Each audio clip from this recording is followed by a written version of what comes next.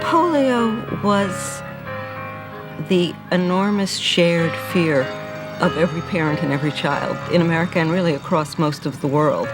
It was a mass experience of terror that stretched over decades. We think of wars as mobilizing a population, but polio was a war that went on for 50 years. When I was a youngster, when it became polio season, which was July, August, September, and part of October, all the theaters closed, all the swimming pools closed. You were not allowed to go out and play with your friends. I wasn't even 15, about to be 15, when we woke up one morning and the news was that there had been an epidemic of polio and at the school. And it's hard to conjure up this sort of a dread and drama of that news. This disease would come into your life, and it could either be like a bad cold, or it could be a devastating illness that would really change your life forever. And it was spooky. I mean, you just felt all the time that this weird thing could hit you, and you couldn't tell where it was going to come from, and you couldn't tell what it was going to do to you, or what would be left when it was finished doing it. In 1955, the Children's Hospital had a bed census not too far from what we have today. It's about 350 beds. And all but 12 beds were converted to polio.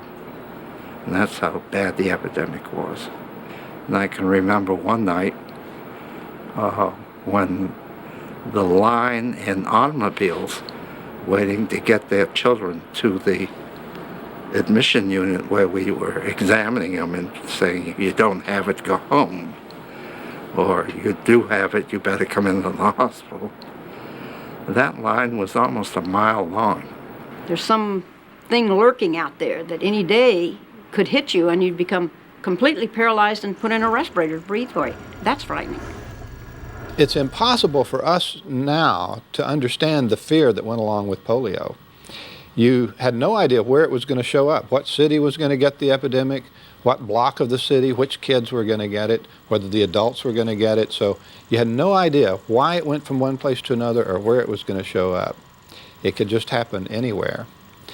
The doctors had this horrible situation. You had a patient that would come in and have a little paralysis in the legs. You knew it was polio. You did your spinal tap.